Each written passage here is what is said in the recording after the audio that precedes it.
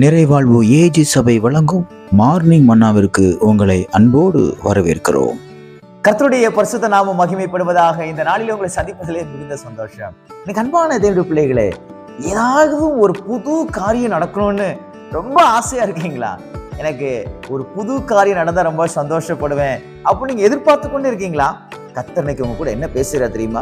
ஏசாயா தீர்க்கதரிசன புஸ்தகம் 43ஆம் அதிகாரத்துல 19வது வசனத்துல இப்படியாக சொல்லியிருக்கிறார், இதோ நான் புதிய காரியத்தை செய்கிறேன். ஆண்டவராகிய தேவன் உங்களுக்கு இன்னைக்கு ஒரு புதிய காரியத்தை செய்வார். புதிய காரியத்தை செய்வாரா?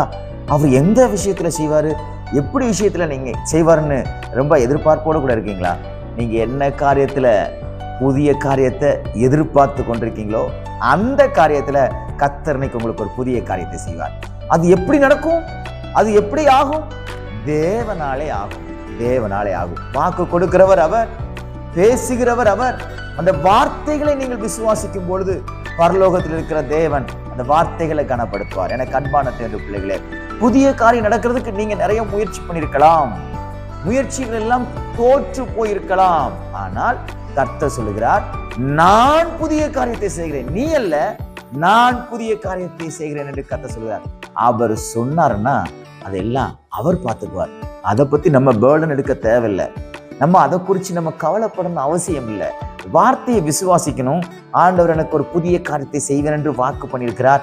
ஆகையால் என் வேலையில ஒரு புதிய காரியம் நடக்கும், என் வீட்டில் ஒரு புதிய காரியம் நடக்கும், எங்க குடும்பத்துல ஒரு புதிய காரியம் நடக்கும், என் படிப்பின் விஷயத்துல ஒரு புதிய காரியம் நடக்கும், எதிர்காலத்துல நடக்கக்கூடிய நல்ல ஒரு காரியத்தை ஆண்டவர் எனக்கு புதுசா செய்வாரு அப்படின்னு நீங்க எதிர்பார்த்து கொண்டிருப்பீங்கன்னா நான் சொல்லுகிறேன், கர்த்தர் நிச்சயமாய் புதிய காரியத்தை அவர் செய்து முடிப்பார். எனக்கு அன்பான தேவ பிள்ளைகளை, நிறைய நேரத்துல நமக்குள்ள குழப்பங்கள் வரலாம், நமக்குள்ள தேவையில்லாத டென்ஷன்ஸ் வரலாம். அதெல்லாம் கொஞ்சம் ஓரமா ஒதுக்கி வைத்து விட்டு ஆண்டவர்கிட்ட சொல்லுங்க, ஆண்டவரே நான் உம்மை விசுவாசிக்கிறேன், நீர் எனக்கு இந்த காரியத்திலே புதுசா ஒரு காரியத்தை செய்வீர்.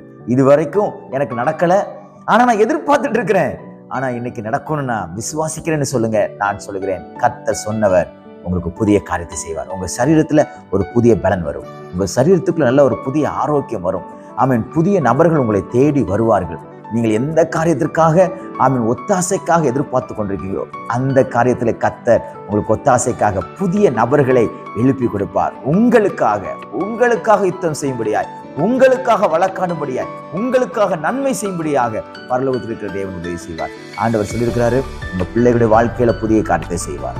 உங்க பண விஷயத்துல கர்த்தர் புதிய காரியத்தை செய்வார். உங்க வேலை விஷயத்துல ஆண்டவர் உங்களுக்கு புதிய காரியத்தை செய்வார்.